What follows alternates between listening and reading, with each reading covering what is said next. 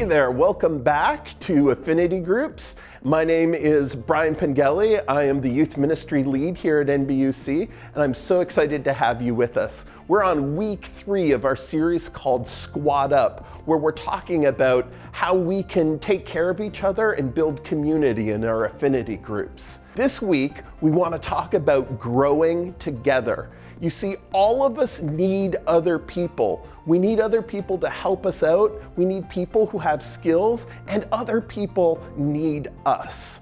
So I am not the most athletic guy in the world, but when I was in college, I was asked to be on an intramural touch football team. And I gotta tell you, I suck at sports. Throw a ball, can't do it. Catch a ball, absolutely can't do it. I was like, what do you want with me on this team? And they said, Brian, we have a job for you. What you're gonna do is you're gonna get right up in front of the guy's face who is throwing the ball on the other team, and you're gonna count steamboats. 1 steamboat, 2 steamboat, 3 steamboat, as loud as you can, and then when you get to 3 steamboats, charge right at him and try and touch him. Well, I can't catch and I can't throw, but I am big and I am loud, and apparently I can be scary. So what would happen is I'd get there and I'd yell these steamboats and I would rush straight ahead. Now, all they had to do was run to the side, because once I start running, I can't change direction. But they would get so scared seeing like all of me come flying at them that a lot of times they just throw the ball away or drop it altogether. And so even though I can't catch and I can't throw, I became a key part of that team. We actually won the school championship in touch football. And they were like, you're a big part of this. I had no idea that I had skills that would be useful in that, even though I couldn't do the things I thought were important to the team. In the same way, as a community, as being part of the family of God, all of us have roles that we play. And in Ephesians 4, it talks about some of these roles. Ephesians 4, 11 to 14 says this: Christ chose some of us to be apostles, some prophets, some evangelists, some pastors and teachers, so that his people would learn to serve and his body would grow strong. So God needs all sorts of different people, and he needs us to be different. Now, this is just a small list. There's some other places in the Bible that talks about other lists of different skills that God needs as people. But, and maybe none of those terms really make sense to you. You're like, what does that even mean? Apostles, prophets? I don't think I'm any of those things. Well, let's think about it as a group doing an escape room. Have you ever done an escape room? I love escape rooms. And last year, one of the youth invited me to come to their birthday party that was in an escape room. And we were just locked in this room, and it was dark, and there were all of these weird things going on, and no one knew what was happening. And we had to try and figure out how to get out of this room within half an hour. Now, different people in the group started doing different things. There were some people, they were going around and they just tried everything. They didn't have any plan. They just started grabbing things and touching it and seeing what could be moved and what couldn't be moved. Those are like apostles. Apostles are the ones who try new things. And in our church, we have people that are always coming up with new ideas and always want to start new programs. And they're really excited about what's new going on. That's an important part of what we need. Then there were other people who were kind of looking around and going, that's not working. Hey, we need to do this right now. Hey, we're running out of time. And they were trying to keep everybody else on track and get things organized.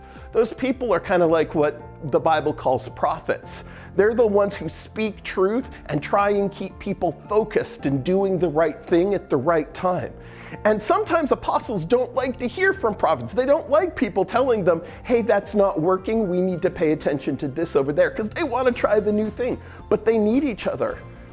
And then there's the evangelists. Evangelists are the people who are sharing things with others. So they're kind of like the person in the escape room who's just on Instagram the whole time, taking pictures and posting it to other people of what's going on in the room.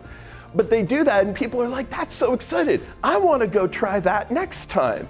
And some of you are the people in the youth group who are talking to your friends about what you're doing, and they're like, oh, I want to be part of these things. And you're inviting your friends. Some of you are here because someone else in the youth group invited you to come and you said yes. So evangelists are really important. Now, pastors, that's a term we often use for people who are in charge in the church.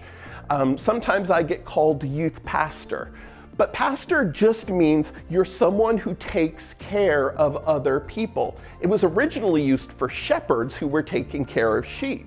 So in the room, sometimes people are going around doing stuff and someone feels left out and they're trapped in a room and they start hyperventilating and they're like, I don't understand what's going on here. Or they're angry because one of the apostles has messed with what they were doing and they're kind of off in the corner by themselves. And there's always that person who's tuned into the whole team and they go and talk to that person and say, hey, it's okay. And they encourage them and help them out and bring them back into the group. That's what a pastor actually does. So some of you are people who encourage other people and help bring them back into things. And then there's teachers. Teachers aren't necessarily the people who know everything. Oftentimes, teachers are the people who learn from the apostles, but then they explain it to other people in a way they get it, because the other apostle is super ADD and they're off doing a new thing. So teachers help other people understand and explain things in simple ways that other people can get. And these are all skill sets that we actually need in any group or community. I don't do all of these things really well. I think actually I'm kind of like a pastor and kind of like a teacher are my two strongest roles. And if I had my way, I wouldn't have done anything new. And I need people to come along and encourage me and be like, hey, we've got to try this new thing, or here's how we're going off your course, and here's how we can get other people in. We all need this. So as you have your affinity group, you're going to have different people. Some of you are really good at texting other people and reminding them to come every week. Some other people are good at remembering people's birthdays and making sure to celebrate things. Some people are good at speaking up when there's questions and being the first one to go. And other people are good at listening and noticing who hasn't said anything yet. Whatever your skill set is, we need each other.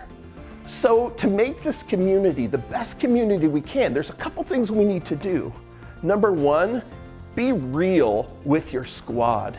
So in your affinity group, take time to tell people what's really happening in your life. If you're doing happy crappy, talk about the hard stuff, not just like the easy stuff. Make sure that people know who you really are. Number two, learn with your squad. You know, when we have other people with different viewpoints, we understand things better. Sometimes you think you know something, but someone else's life experience is like, oh, I never thought of it that way. For example, sometimes I'm talking about things and I'm like, oh yeah, this is the way the way things are. And someone comes along and says, Brian, teenagers today, we don't do that anymore. Oh yeah, I'm old, I forgot that. And I need younger people to remind me what the world is like today. But sometimes young people need to hear from someone who's older and has experience with things. That's why we put adult leaders in every team, so you can learn from them. The next thing we can do, add to your squad. If you've got a group, you've got 5 or 6 people who are coming every week and you're really safe and comfortable with that, always be thinking about, hey, who do I know who I could invite who would enjoy being in part of this? We want to include more people all of the time. And the last thing is stick with your squad. So sometimes in any group, you're gonna have disagreements. You have a fight, someone says something that really annoys you, it's so easy to just write them off and be like, I'm done with this. But we need to stick together. So when we have conflicts, take the time to work them through. Stay with people even when it's hard. And as we work through things together and take care of each other, sticking together pays off in the long run. Here's some things to discuss in your small group today. Number one, what is something that you're really good at that's a real strength for you? The second part is this: what are you weak at? What do you need people to help you with? And the last question is, how can you use your strengths to help other people. Remember, we all have strengths and weaknesses, and it's only when we're all together that we grow.